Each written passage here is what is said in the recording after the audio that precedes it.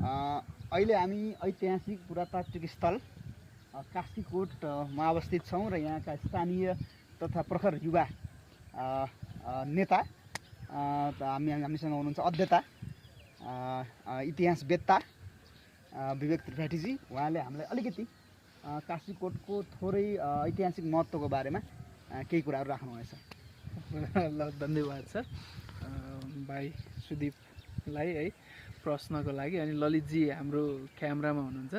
अनि कास्कीकोटमा जन्मेको, यही ठाउँमा यही भूगोलमा हुर्केको हुनाले म आफूलाई चाहिँ एक हिसाबले गर्व पनि गर्छु, किनभने म यो माटोमा जन्मन पाएँ, यो माटोसँगै हुर्कन पाएँ होइन। अनि विशेष गरेर अब म खास त्यस्तो इतिहास जानेको, इतिहासको भयङ्करै मान्छे केही पनि होइन। म खास अलिकति सामान्य हिसाबले यहाँ जन्मेको हुनाले यहाँको कथनहरूका, यहाँका कथाहरू अथवा यहाँ चाहिँ भएका गरेका पहिलाका कुराहरूको बारेमा केही जानकारी राख्छु। त्यो कुरा चाहिँ म तपाईँहरूसँग सेयर गर्छु।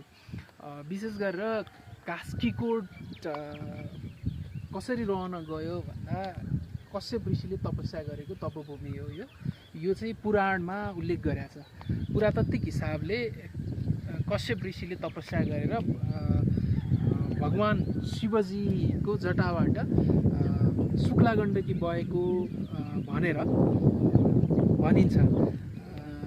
र त्यस पछाडि चाहिँ यहाँ अर्को ऐतिहासिक हिसाबले हेर्ने हो भने कुलोमण्डल शाह नेपालको शाह वंशको उद्गम स्थलको रूपमा शाह वंशको उत्पत्ति भएको र यहाँ आएर नै शाह वंशको पदवी पाएको र शाह भन्ने लेख्ने प्रचलन पनि यहाँबाट सुरु भएको। कुलोमण्डल शाहले शाह पदवी पाएर राज्य सञ्चालन गरेको स्थान पनि यो कास्कीकोट हो र यही भूमि हो।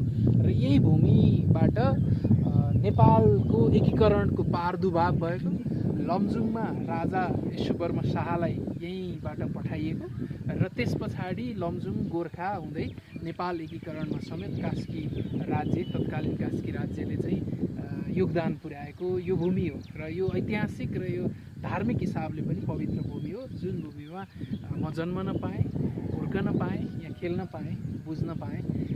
त्यसमा म गौरवान्वित छु।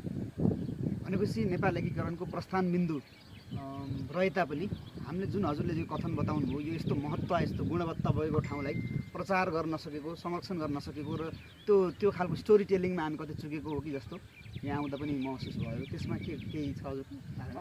अब त्यही त प्रचारको कुरालाई त अब केलाई प्रचार भन्ने, केलाई नभन्ने होइन। अब थाहा